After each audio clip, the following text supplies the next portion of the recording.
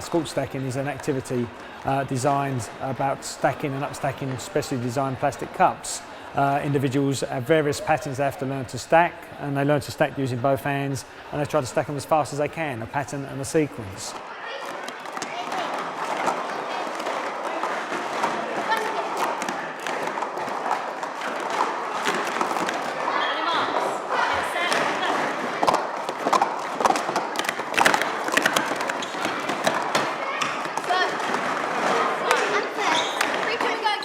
The actual sport originated in America, in California, and it originally started in summer camps where people used to stack upturned plant pots, because they used to, very similar to our cups, they slide when you lift them up. And from that, a PE teacher in Denver a few years later decided that he could improve and make a plastic cup that could slide very quickly, and that could be used for stacking and therefore enhance skills in students.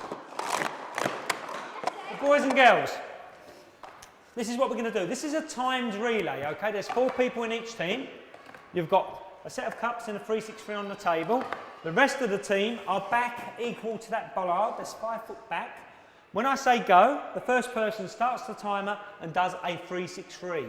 But they do not stop the timer. They have to turn, hand tag the next person in their group who comes forward and does a 3-6-3. They take it down, but they don't stop the timer. The third person hand tags, don't stop the timer. The 4th person only, guess what you do? Stop. The 4th person. So put your hand up if you're starting the timer.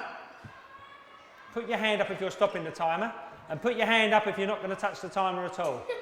So teams, I'll wait for quiet. This is it. So are you ready? On your marks, get set, go!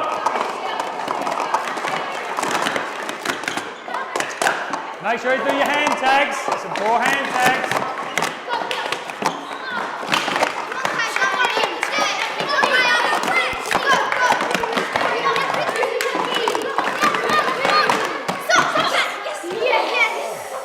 Okay, let's have a quick look at the times. Okay, 28:58. Unfortunately, you are the slowest team on this occasion. Give them a round of applause. You're going to sit down for a second. Sports stacking helps out with hand-eye coordination, bilateral proficiency, which is your ambidexterity, focus and concentration, and your reaction time. And in sport, they are the most important attributes to have. You know, it's the speed of thought, the reaction, you can respond to it. If it was a martial arts, for instance, it's a block and it can be a strike. It can be the difference between making that block, which protects yourself. So there are some important attributes to it. It's not a new idea though. The Greeks and Romans used to train their warriors and fighters to use both hands in battle, and the theory being, if you can use both hands, you're going to survive longer. And therefore this is the advantage in sport. If we can teach people to use both hands and develop that balance and skill, they're going to be better at their given sport.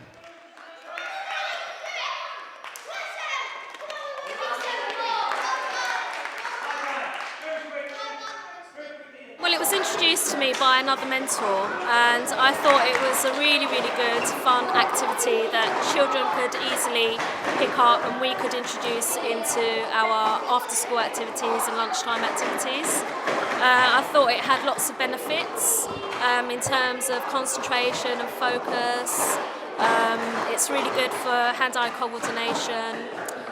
In terms of sequencing and patterning, the children really interact well with each other. They like racing each other and having battles, and they just seem to really enjoy it.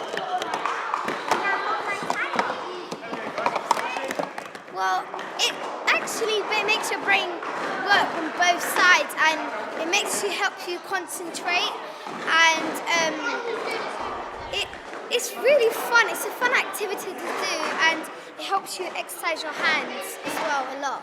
They're doing partner stacking or doubles. This is where 2 individuals stack in front of one set of cups, and together they stack the patterns. The difference being that they can only use one hand each. Normally the person on the left hand side of the partnership will use their left hand, the person on the right hand side their right hand, and they become a 2-headed person if you like.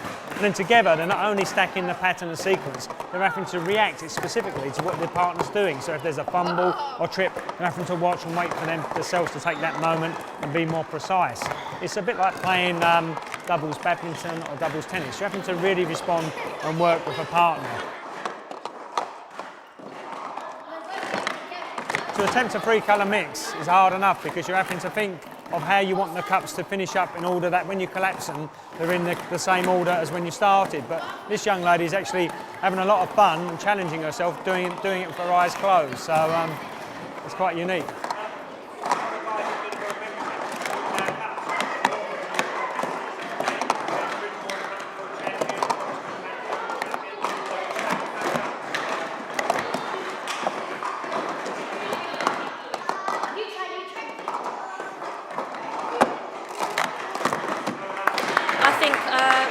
Children with disabilities could pick this up. I mean, I don't know if you saw earlier, but we had children doing it with their eyes closed.